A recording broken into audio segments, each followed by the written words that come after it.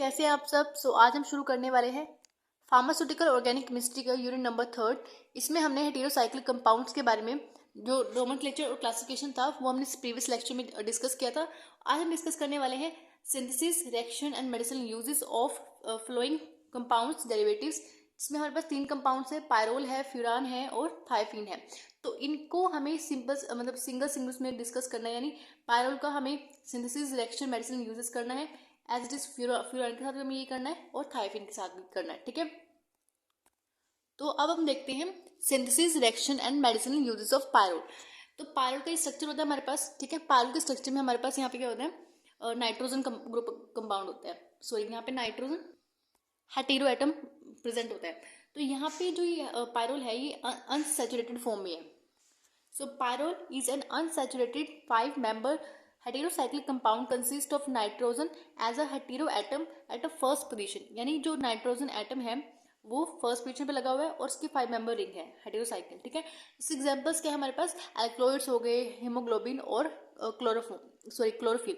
तो ये हमारे पास क्या है, इसके एग्जांपल्स हैं। अगर आप ग्रीक वर्ड में देखो तो पायरोल से पायरोस, ठीक है, विच मीन्स ऑयली सब्सटेंस एक तरह से। ठीक है, और उसका ये है मॉलिक्यूलर फॉर्मूला। ठीक है, C4H5N। और अगर आप देखो उसके टेस्ट भी होता है एक। ठीक है, अगर आप पायरोल के अंदर पैरा डाइमिथाइल अमीनो बेंजा अल्डिहाइड अगर आप ऐड करते हो तो उससे क्या होगा, रेड कलर फॉर्म होगा। ठीक है, इट मीन्स वो पायरोल है। ठीक है, तो अब हम देखते हैं सिंथेसिस एंड प्रिपरेशन। तो फर्स्ट जो हमारा है पायलो सिंथेसिस, इसके अंदर क्या होता है, 1,4 डाइकार्बोनिल कंपाउंड रिएक्ट करता है विद द अमीनो जो हमारा अमाइनो होता है, सॉरी यहाँ पे मतलब अमाइनो नहीं, अमोनिया। तो अमोनिया और प्राइमरी जो अमाइन्स होते हैं to give the pyrrole derivatives. अगर आप इस रिएक्शन में देखो तो ये हमारे पास क्या है, 1,4 डाइकार्बोनाइल कंपाउंड है। ठीक है, इसमें हमने अमोनिया डाला, अमोनिया ने क्या किया, यहाँ से डिहाइड्रेशन कराई और हमारे पास क्या बन गया, पायरोल। ठीक है,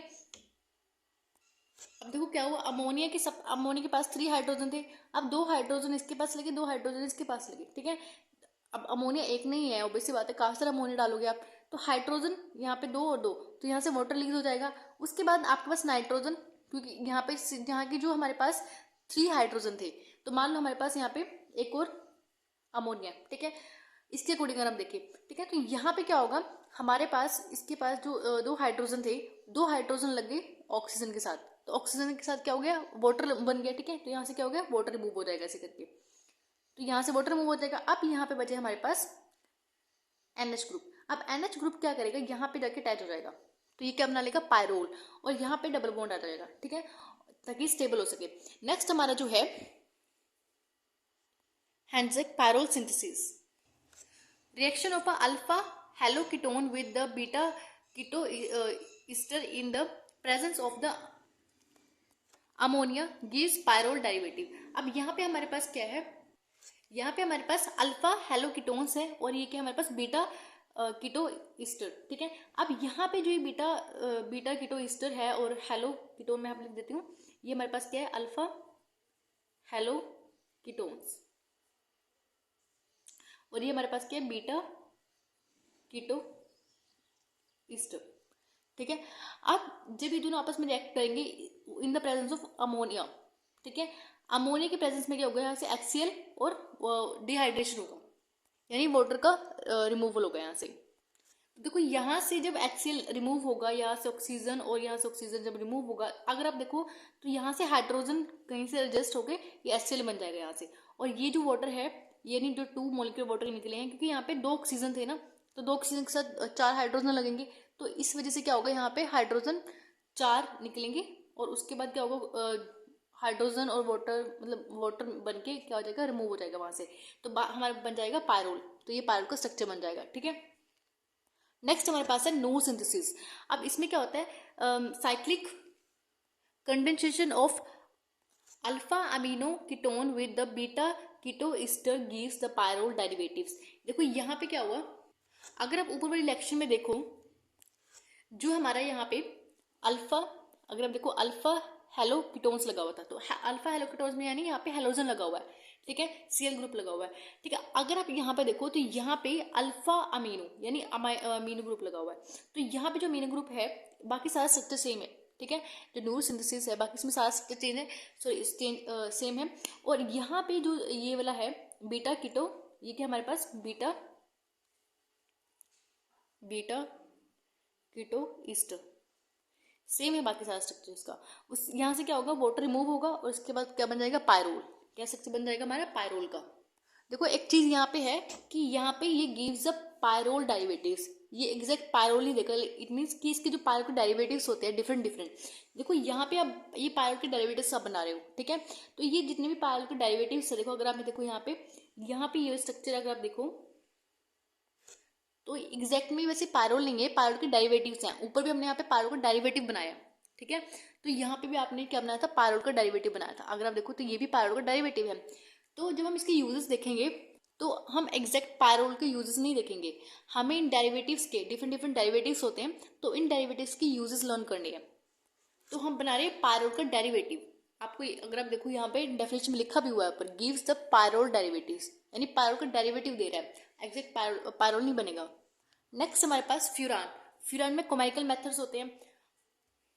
furan passing over ammonia in the presence of aluminium oxide catalyst at high temperature 480 to 490 degree Celsius gives pyrrole. अब यहाँ पे जो हमारे फ्यूरान का स्ट्रक्चर है ये क्या कर रहा है, जब हमने इसके अंदर अमोनिया ऐड किया, अमोनिया मतलब अमोनिया के प्रेजेंस में हमने हीट कराया उसको, कैटलिस्ट हमारे पास क्या है, Cl2O3, तो ये क्या हमारे पास कैटलिस्ट है।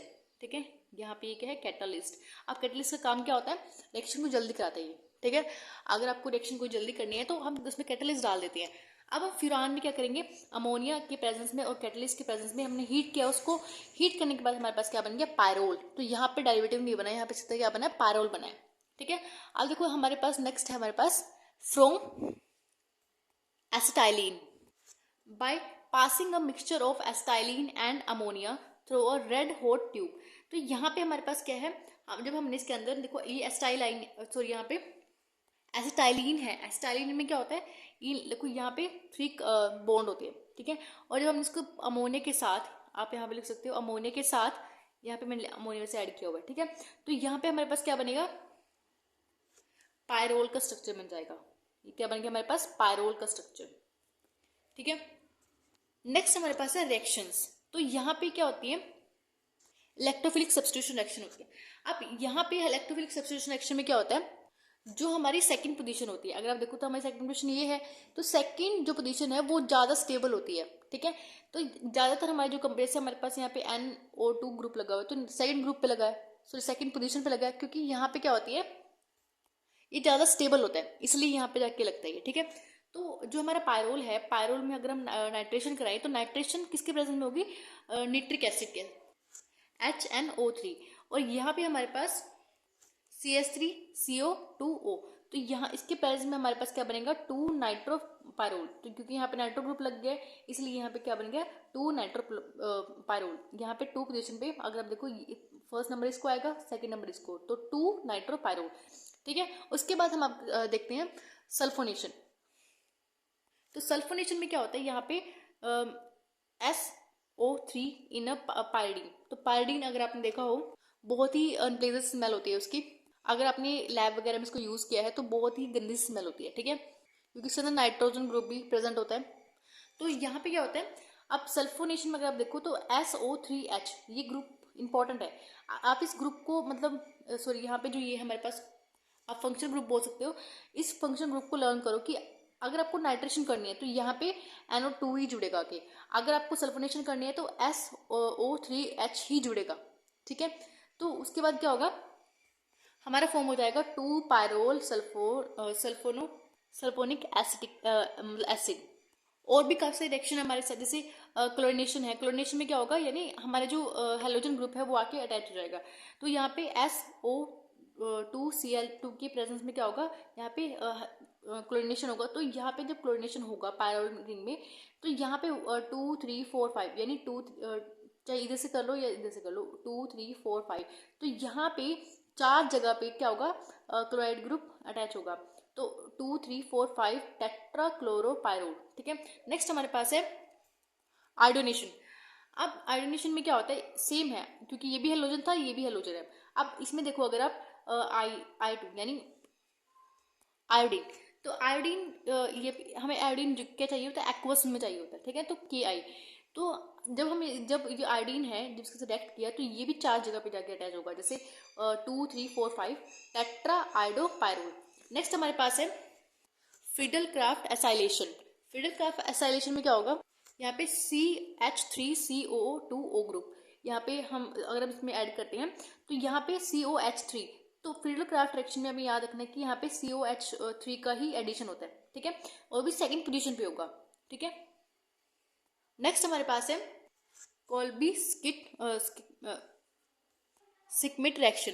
तो इसमें क्या होगा हमारे पास K2CO3, तो यहाँ पे जब K2CO3 क्या करता है, यहाँ पे COH ग्रुप को एडिशन कराता है, तो पायरोल क्या बन जाएगा, एसिडिक बन जाएगा, तो pyrrole 2 carboxylic acid. Rymer टाइमन reaction, इसमें क्या होगा CHCl3, तो ये भी एक्वस KOH जब हम इसमें ऐड करेंगे तो यहाँ पे अल्डिहाइड का CHO का एडिशन होगा। ठीक है, तो नेक्स्ट हमारी जो लास्ट रिएक्शन है, आई मीन लास्ट नहीं है, मतलब इसके बाद रिएक्शन ऑक्सीडेशन भी है, डायजो कपल रिएक्शन। इसके अंदर क्या होगा, जब भी पायरोल के साथ रिएक्ट करेगा तो हमारे पास 2 फिनाइल एजोपायरोल। ठीक है, तो यहाँ पे क्या होगा हमारे पास, ये HCl हाइड्रोजन से रिएक्ट करेगा और HCl बाहर निकल जाएगा। ठीक है, उसके बाद ये रिंग आगे से अटैच हो जाएगी। ठीक है, नेक्स्ट हमारे पास है रिडक्शन रिएक्शन। अब रिडक्शन में क्या होता है, एडिशन ऑफ हाइड्रोजन। अब यहाँ पे हाइड्रोजन अगर आप मतलब ज्यादा अगर आप देखो तो आपके पास पायरोल है। पायरोल क्या है हमारे पास, अनसैचुरेटेड फॉर्म में है, यानी इसके पास बॉन्ड ज्यादा है। अगर आप देखो डबल बॉन्ड है। अब हमें जब इसके अंदर हाइड्रोजन ऐड कर देंगे तो ये क्या हो जाएगा, यहाँ पे इसकी जो बॉन्ड है वो हट जाएंगी। ठीक है, जब आप यहाँ पे हाइड्रोजन, अभी बॉन्ड क्यों बने हैं, क्योंकि यहाँ पे हाइड्रोजन की कमी थी इसलिए बॉन्ड बन गए।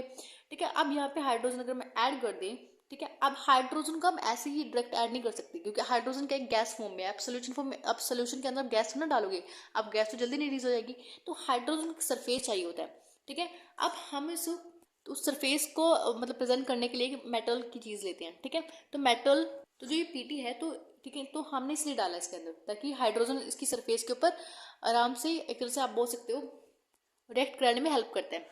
तो यहाँ पे जब ये हाइड्रोजन इसके अंदर ऐड होगा, मतलब एडिशन हो जाएगा हाइड्रोजन का, तो यहाँ पे कोई भी बॉन्ड नहीं रहेगा, तो टेट्रा हाइड्रोपाइरोल।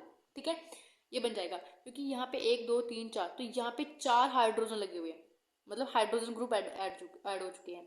अगर आप इसलिए इसमें देखो तो यहाँ पे CH3COH, तो जब हमने इसको ऐसे रिएक्ट कराया तो यहाँ से भी जो बॉन्ड था वो निकल गया, तो यहाँ पे 2 और 5 पे 2 हाइड्रा ग्रुप लगे, तो 2,5 डाईहाइड्रोपाइरोल। नेक्स्ट हमारे पास है ऑक्सीडेशन। अब हम पायरोल के अंदर जब ऑक्सीडेशन कराएंगे तो ऑक्सीडेशन क्या होगी, Cr2O3 CH3COH, इसकी प्रेजेंस में जब ऑक्सीडेशन कराएंगे तो हमारा क्या बन जाएगा, मोएलिक अमाइड। तो यहाँ पे ऑक्सीजन जो मतलब ऑक्सीडेशन का मीनिंग क्या है कि ऑक्सीजन का ऐड होना, तो यहाँ पे क्या हो जाएगा, ऑक्सीजन का ऐड हो जाएगा, एडिशन ऑफ ऑक्सीजन। तो यहाँ पे ऑक्सीजन ऐड हो गया तो हमारे पास क्या बन गया, मोबाइलिक अमाइड। वैसे इमाइड क्योंकि आई लगा हुआ है। ठीक है, जो भी आपकी प्रोनाउंसिएशन आप बोल सकते हो। तो अब बात करते हैं मेडिसिनल यूजेस की। अब हमें डायरेक्ट पायरोल की मेडिसिन यूज की बात नहीं करनी है क्योंकि जो ये सारे कंपाउंड बने हैं वो सारे के सारे पायरोल डेरिवेटिव्स हैं। ठीक है, तो फर्स्ट हमारा जो कंपाउंड है प्रोलीन। अब जो प्रोलीन का स्ट्रक्चर है हमारे पास, अब प्रोलीन किस लिए यूज होता है, ठीक है, ये हम देखेंगे। A major amino acid found in cartilage and is important for maintaining youthful skin as well as repair of muscle, connective tissue and skin damage, यानी जो स्किन डैमेज वगैरह हो जाती है, कनेक्टिव टिश्यू में कोई प्रॉब्लम हो, ठीक है, उसको रिपेयर करने के लिए। नेक्स्ट हमारे पास है essential component of collagen and collagen is important for proper functioning of joint and tendons. ये हमारा स्ट्रक्चर, इसके बाद देख लेना स्ट्रक्चर को। नेक्स्ट हमारे पास है निकोटीन, स्टिमुलेशन एंड पोटेंट सिम्पथोमेटिक या बोल सकते हैं कोलिनर्जिक, क्योंकि सिम्पथोमेटिक जो होती हैं उसको हम कोलिनर्जिक एजेंट भी बोलते हैं। ठीक है, it is used for smoking cessation meaning क्या होता है कि किसी की स्मोकिंग को छुड़वाना। ठीक है, and relieve withdrawal the symptoms. तो ये हमारा स्ट्रक्चर है निकोटीन का।